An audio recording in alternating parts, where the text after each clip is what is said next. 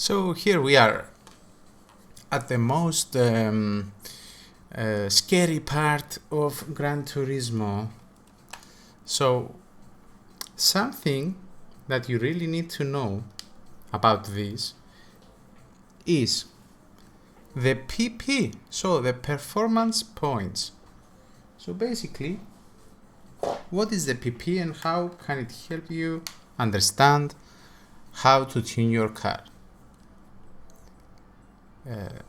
Okay, give me a second.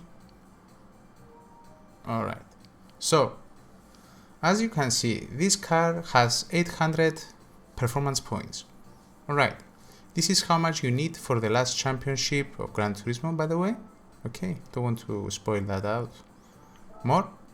Alright, and how does it help you? What you need to do here? Can I do something? Is it worth it to mess up all of this stuff, etc.? So the first thing you need to know is the ballast, which you can buy in the tuning, and that lets you put some extra weight to your car. Alright, why do I need to do that, you're asking? Because adding more weight to your car can do two things. First, lower your PP, and second, you can lower the PP while also balancing the front-rear weight balance. So as you can see at the left, below my weight, you see the front-rear weight balance, which is how much the ratio between the weight of your car at the front and the rear. And the best thing is the 50-50. As you can see, this car is 48-58, which means that the engine is at the back. You can also see that at the drivetrain. The living legend Porsche, it's an MR drivetrain, which means middle engine, rear drive. Alright. And also, there are more types of cars, which is the FF, which means front engine front drive. There is the FR, which is the front engine rear drive. There is also the four-wheel drive cars, and also the RR, which is usually the Porsches, which means that the engine is at the back, also then drive. Alright, so enough of that, and let's see how the ballast can help us out. As you can see, I'm at 800 pp and I have a power of 692 brake horsepower. Alright, so I can do also this option. I can put the weight at the front. Alright, I can press triangle now, and as you can see, the front rear weight balance now it's at 50-50, which is ideal, and I have some headroom to put some more power on the car. Let's put this on 100. It's at 800.65. Can do maybe one. Alright, this is one option. There is also another option, which is you go 100 here in the ECU, and you can also power restrict the car. So the ballast and the power restrictor, you can find them in the tuning shop. It's easy. I think it's at the sports tab, if I'm not wrong. Go 99 maybe. Okay, this is the best option. So it's almost 800. I have 966 horsepower. So now, okay, you will say, Kostas, how do I know if this is the best option, or do I need the car to be lighter, because that is nice as well? Okay, good point. As you can see, there is the acceleration performance, which is an indication of how much time it needs to travel a certain distance. So 0 to 400, which is a drag race, let's say, it needs 10 seconds 47. And the other one is 10 seconds 41. As you can see, it's a bit faster because of the horsepower. And you can also see that at 1000 it's even better, and it also helps with accelerating from 100 to 150. Alright, so what's the catch? it can be the best thing ever, right? Alright, as you can see, the stability it changes as well, which makes the car not so stable, and also the brake speed will change because the car has more weight. But in general, for this championship, I will suggest this setup. Alright, so you get more horsepower, helps you with the straight lines, etc. It depends on what you want to do. But for me, I prefer mostly to balance the weight, the front rear weight, with the extra weight, and then put as much power as I can to the car. Maybe that's not the best, let's say, option.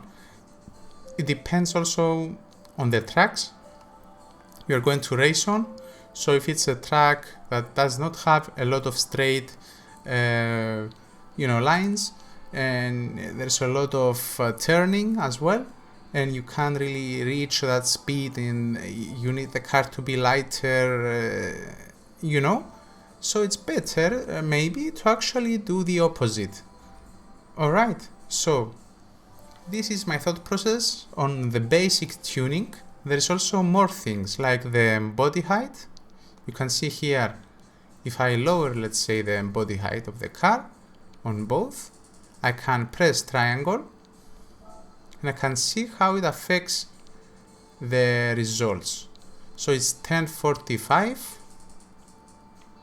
the 0 to 400. Let's make this full to see the difference. I'm doing this to show you that there is a difference. As you can see now, it's faster actually, but you may lose some of the other stuff.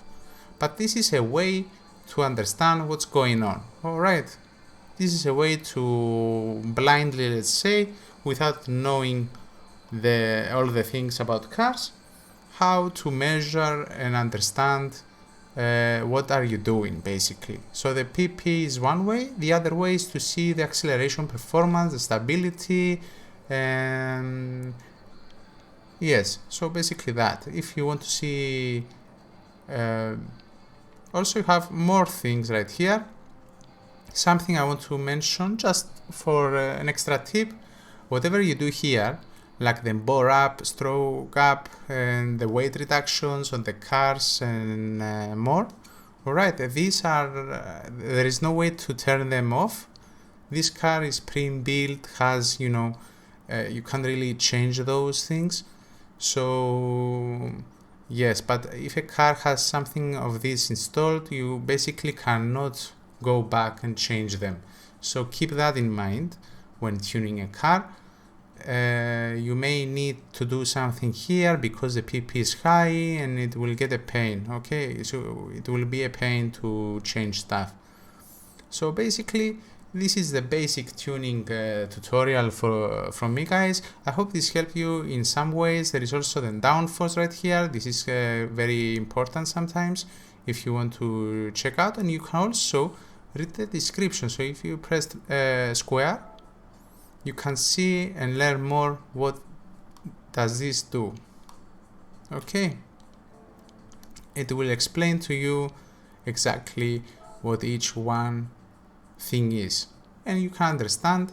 It says here basic stuff: the higher the value, the stiffer the bar, meaning the horizontal rolling is restricted, making the front anti-roll bar stiffer will make it easier to understeer, while making the rear bar stiffer will make it easier to oversteer.